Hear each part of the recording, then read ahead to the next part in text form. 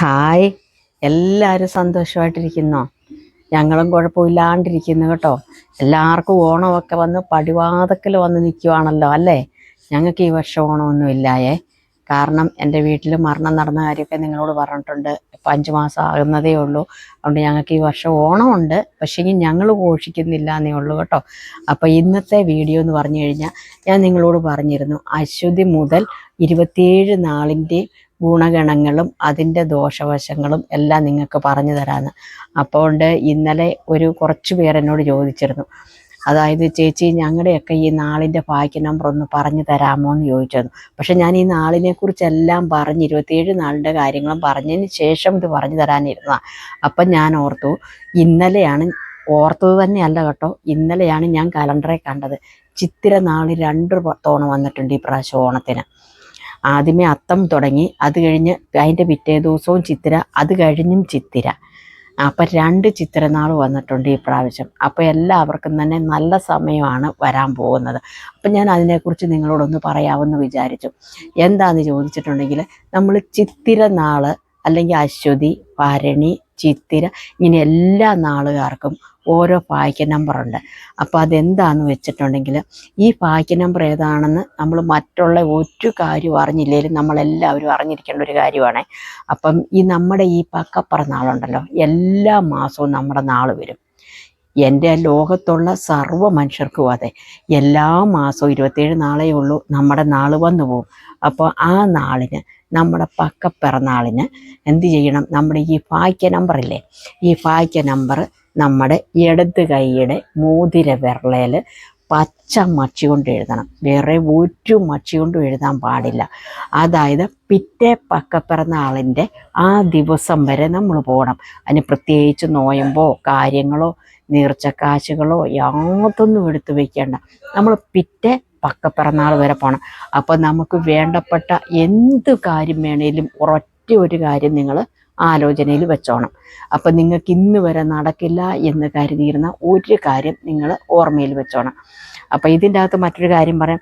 ഭരണി നാളിനുണ്ടല്ലോ 2 ഭാഗ്യ നമ്പറുണ്ട്. അത് ഞാൻ ഇന്നലെ പറഞ്ഞിരുന്നു. 6 എന്ന സംഖ്യയാണ്. അതായത് ഭരണി നാളുകാരുടെ ജനനം ശുക്രദേശയിലാണ്. അവർക്ക് 2 ഭാഗ്യ നമ്പറാണ് വച്ചേക്കുന്നത്. അതായത് ഒന്ന് 13ഉം അടുത്ത നമ്പർ 6ഉമാണ്. അപ്പം ഞാൻ ഇന്നലെ 6 അവർ ചെയ്യേണ്ട കാര്യം ഞാൻ പറഞ്ഞിട്ടുണ്ടായിരുന്നു. അപ്പം നമുക്ക് ആദ്യത്തെ നാൾ ഏതാണെന്ന് വെച്ച് കഴിഞ്ഞിട്ടുണ്ടെങ്കിൽ എല്ലാവർക്കും അറിയാലോ, അശ്വതി നാളാണ്. അശ്വതി നാളിൻ്റെ ഭാഗ്യ നമ്പർ ഞാനിപ്പോൾ നിങ്ങൾക്ക് പറഞ്ഞു തരാം കേട്ടോ. അശ്വതി നാളിൻ്റെ ഭാഗ്യ നമ്പർ 12ആണ്. അപ്പം നിങ്ങൾ എന്ത് ചെയ്യണം? നിങ്ങളുടെ ആ മാസത്തെ പക്കപ്പിറന്നാൾ വരുമ്പം നിങ്ങളുടെ ഈ മോതിര വിരലയിൽ പച്ച മഷി കൊണ്ട് 12 എന്ന് എഴുതണം. അപ്പോൾ ആ 12ൻ്റെ ഗുണങ്ങൾ ഏകദേശം നിങ്ങളെല്ലാവർക്കും അറിയാവുന്ന ഒരു കാര്യമാണ്. അവർക്ക് ലോട്ടറിയാണ്, ഒരുപാട് നല്ലതാണ് അശ്വതി നക്ഷത്രക്കാർക്ക് ഈ പ്രാവശ്യം. അവരുടെ ആ ഭാഗ്യ നമ്പർ, ആ ഏഞ്ചൽ നമ്പർ തന്നെ അവർക്ക് കിട്ടി, 12 എന്നുള്ളത്. അപ്പോൾ ഈ പക്കപ്പിറന്നാൾ തൊട്ട് അടുത്ത പക്കപ്പിറന്നാൾ വരെ എഴുതിക്കൊള്ളണം കേട്ടോ. എന്നിട്ട് കാര്യം നടന്നെങ്കിൽ കമൻറ്റ് ബോക്സിൽ വന്ന് തന്നെ അറിയിക്കാൻ മറക്കല്ലേ. അടുത്തത് ഭരണി നാളിൻ്റെ ഞാൻ പറഞ്ഞിരുന്നു 13ഉം 6ഉമാണെന്ന്. അപ്പം ഇന്നലെ ഞാൻ പറഞ്ഞിരുന്നു 6 എഴുതിക്കോ, ഇതുപോലെ മോതിര വിരലിൽ പച്ചമഷി കൊണ്ട്. ഇനിയിപ്പോൾ ഇന്നലെ വീഡിയോ കാണാത്തവർ 13ഓ 6ഓ നിങ്ങൾക്ക് ഇഷ്ടമുള്ള നമ്പർ എടുത്ത് എഴുതിക്കോ കേട്ടോ. ഈ പക്കപ്പിറന്നാൾ തൊട്ട് അടുത്ത പക്കപ്പിറന്നാൾ വരെ. അടുത്ത നാൾ കാർത്തികയാണ്. അവരുടെ ഭാഗ്യ നമ്പർ 18ആണ്. ഇപ്പം ഞാൻ ഈ പറഞ്ഞതുപോലെ തന്നെ ഒരു മാറ്റവും ഇല്ല. പക്കപ്പിറന്നാൾ വരുമ്പം 18 എന്ന് പച്ചമഷി കൊണ്ട് എഴുതുക. അടുത്ത പക്കപ്പിറന്നാൾ വരെ എന്തെങ്കിലും ഒരു കാര്യം ഓർത്തുകൊള്ളുക. അടുത്ത നാൾ രോഹിണിയാണ്. രോഹിണിക്കാരുടെ ഭാഗ്യ നമ്പർ 15ആണ്. ഞാൻ മറ്റുള്ള പറഞ്ഞതുപോലെ തന്നെ 15 എന്ന് മോതിര വിരലെ പച്ചമഷി കൊണ്ട് എഴുതുക. ഏതെങ്കിലും ഒരു കാര്യം ഓർക്കുക. അടുത്ത പക്കപ്പിറന്നാൾ വരെ എഴുതണേ. അടുത്ത നാൾ മകീരമാണ്. മകീരത്തിൻ്റെ ഭാഗ്യ നമ്പർ 14ആണ്. പറഞ്ഞതുപോലെ തന്നെ നിങ്ങളുടെ പക്കപ്പിറന്നാളിന് 14 എന്ന് എഴുതുക. അടുത്ത പക്കപ്പിറന്നാൾ വരെ. ഒരു കാര്യം മനസ്സിൽ ഓർത്തോണേ, പച്ചമഷി കൊണ്ട് എഴുതണം കേട്ടോ. അടുത്ത നാൾ തിരുവാതിരയാണ്. അവരുടെ ഭാഗ്യ നമ്പർ 16ആണ്. കഴിഞ്ഞ് നാളിൻ്റെ പറഞ്ഞതുപോലെ തന്നെ ഈ പക്കപ്പിറന്നാൾ തൊട്ട് അടുത്ത പക്കപ്പിറന്നാൾ വരെ 16 എഴുതിക്കോണേ.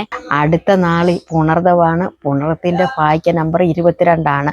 അപ്പം മറ്റുള്ള നാളുകാരുടെ പറഞ്ഞതുപോലെ തന്നെ അതേ രീതിയിൽ നിങ്ങൾ ചെയ്യുക കേട്ടോ. അടുത്ത നാൾ പൂയമാണ്. പൂയത്തിൻ്റെ ഭാഗ്യ നമ്പർ 23. അടുത്ത നാൾ ആയില്യമാണ്. ആയില്യത്തിൻ്റെ ഭാഗ്യ നമ്പർ 25. നമ്മൾ മറ്റുള്ള നാളിൻ്റെ പറഞ്ഞതുപോലെ തന്നെ നിങ്ങൾ ചെയ്യണേ. അടുത്ത നാൾ മകമാണ്. മകത്തിൻ്റെ ഭാഗ്യ നമ്പർ 20. നമ്മൾ കണ്ടിന്യൂസ് ആയിട്ട് മറ്റുള്ള നാളിൽ പറഞ്ഞതുപോലെ തന്നെ നിങ്ങൾ ചെയ്തോണം കേട്ടോ. നമ്പറിന് മാത്രമേ മാറ്റം വരുന്നുള്ളൂ, കാര്യങ്ങളെല്ലാം അതുപോലെ തന്നെ. അടുത്ത നാൾ പൂരമാണ്. പൂരത്തിൻ്റെ ഭാഗ്യ നമ്പർ 19. നമ്മൾ മറ്റുള്ള നാളിൻ്റെ കാര്യം പറഞ്ഞതുപോലെ തന്നെ നിങ്ങൾ ചെയ്യണം കേട്ടോ. ഇത് അടുത്ത നാൾ ഉത്രമാണ്. ഉത്രത്തിൻ്റെ ഭാഗ്യ നമ്പർ 17. അടുത്ത നാൾ അത്തമാണ്. അത്തത്തിൻ്റെ ഭാഗ്യ നമ്പർ 26. അടുത്തത് ചിത്തിരയാണ്. ചിത്തിരയുടെ ഭാഗ്യ നമ്പർ 24.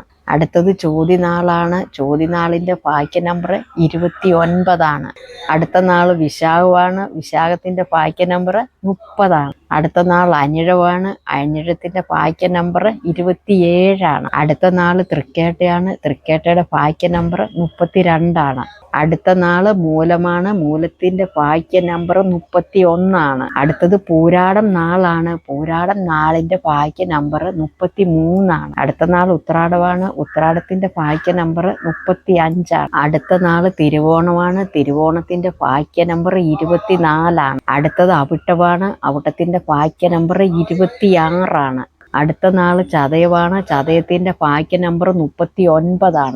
അടുത്ത നാൾ പൂരൂരുട്ടാതിയാണ്. പൂരൂരുട്ടാതിയുടെ ഭാഗ്യ നമ്പർ 40. അടുത്ത നാൾ ഉത്രട്ടാതിയാണ്. ഉത്രട്ടാതിയുടെ ഭാഗ്യ നമ്പർ 38. അവസാന നാളായ രേവതിയുടെ ഭാഗ്യ നമ്പർ 41. എല്ലാവർക്കും അവനവൻ്റെ ഭാഗ്യ നമ്പർ മനസ്സിലായല്ലോ. ഞാൻ ഒന്നുകൂടി പറഞ്ഞു തരാം.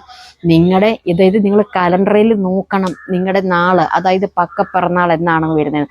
പക്കപ്പിറന്നാളെന്ന് പറയുമ്പോൾ എല്ലാ മാസവും നമ്മുടെ നാൾ വരുന്നത് കൊണ്ടാണ് പക്കപ്പിറന്നാളെന്ന് പറയുന്നത്. ആണ്ടിലൊന്ന് വരുമ്പോഴാണ് നമ്മളത് പിറന്ന നാളായിട്ട് കണക്കൂട്ടുന്നത്. നമ്മൾ പിറന്നത് ഏത് നാളാണോ അതുകൊണ്ടാണ് പിറന്നാളെന്ന് പറയുന്നത്. അല്ലെങ്കിൽ ഇപ്പോൾ എല്ലാവരും പറയും ബർത്ത്ഡേ എന്ന് പറയും, ഡേറ്റ് ഘോഷിക്കുന്നവരുണ്ട്. ഹിന്ദുക്കളിൽ ഭൂരിപക്ഷവും പിറന്ന നാളാണ് ആഘോഷിക്കുന്നത്. അപ്പോൾ എല്ലാ മാസവും നമ്മുടെ ഈ നാൾ വരും. അപ്പോൾ ഈ മാസം തൊട്ട്, കഴിഞ്ഞു പോയൊരു നോക്കണ്ട, ഈ മാസം തൊട്ട് നിങ്ങളുടെ നാൾ വരുമ്പോൾ നിങ്ങളുടെ ഈ ഭാഗ്യ നമ്പർ എടുത്ത് കൈയുടെ മോതിര വിരളയിൽ ഏത് നമ്പറാണോ നിങ്ങളുടെ ഭാഗ്യ നമ്പർ അത് ഇപ്പോൾ ഞാൻ പറയാം 12 വരുന്നെങ്കിൽ 12 12 എന്ന് എഴുതണം. നിങ്ങളുടെ ഭാഗ്യ നമ്പർ 12 ആണെങ്കിൽ അതിൻ്റെ കൂടെ ഒന്നും കൂടെ കൂട്ടി ഭാഗ്യ നമ്പർ 12 12 എന്ന് എഴുതണം. അപ്പം ചിലരുടെ ഇത് 40 വരുന്നുണ്ട്.